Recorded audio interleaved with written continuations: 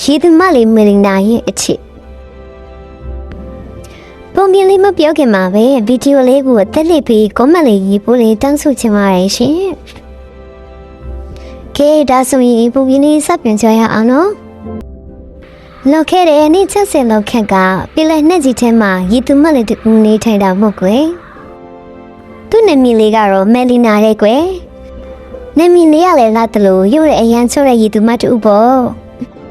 သူမရဲ့စပင်ကလည်းရွှေရုပ်တောက်ပြီးတော့ရေပြီးအောက်မှာလဲသူမရဲ့စပင်တန်တွေကလေးတန်လို့လုံနေတတ်တဲ့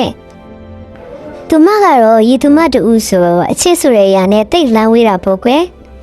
သူမကလည်းအချစ်ရှိတဲ့လူတွေရဲ့ဘဝကိုအံ့ဩနေတဲ့သူတူပေါ့ကွယ်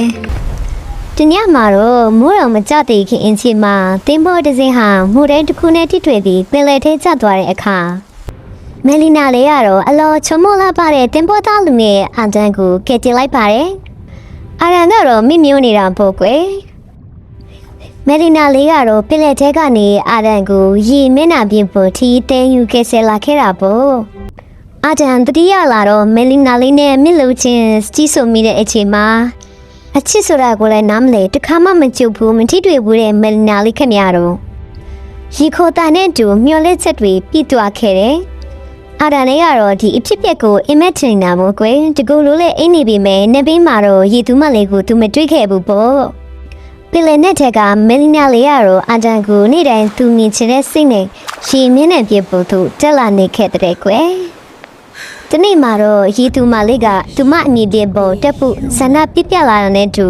သူ့အတန်ကိုလက်လန်းမိအောင်တန်တင်းမပေးတဲ့စုံမကြီးနဲ့စာချိုချွတ်ဆူလိုက်ရပါတော့တယ်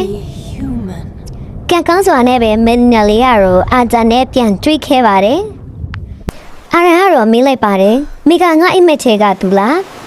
ကန်ဆူးကျင်တော့မယ်လီနာလေးကအာဒန်မိသမျှကိုပြုံးပြီးမျက်ဝန်းနဲ့တာတုတ်ပြန်ခဲရတယ်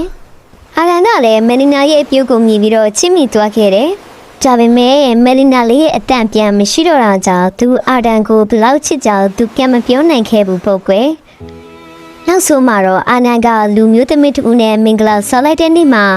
မယ်လီနာရဲ့အတဲကလည်းတစားစီကွဲပြီးရှိတ်ပြီးတငငငူကျွေးပြီးနောက်ဆိုတော့မယ်လီနာလေးလည်းပင်လယ်နဲ့ကြည့်တယ်ပြန်ကျသွားခဲ့ရတယ်။တနာစရာကောင်းတယ်မယ်လီနာရဲ့ငူကျွေးတဲ့ညင်ရီတွေကလည်းပင်လယ်ရီဖြစ်သွားပြီးနေ့တိုင်းလှိုင်းတန်နေနဲ့အာတန်ရဲ့နားထဲမှာတော့တချင်းလူအမီတန်တွေကြားနေရတော့တာပေါ့ကွယ်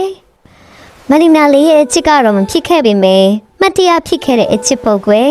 အခုဆိုရင်မယ်လီနာလေးကသူ့အကြောင်းတွေကိုတချီးပြင်းနေတိုင်းပင်လယ်နဲ့အောက်မှာပဲတည်ဆုံနေခဲ့တော့တာပေါ့ကွယ်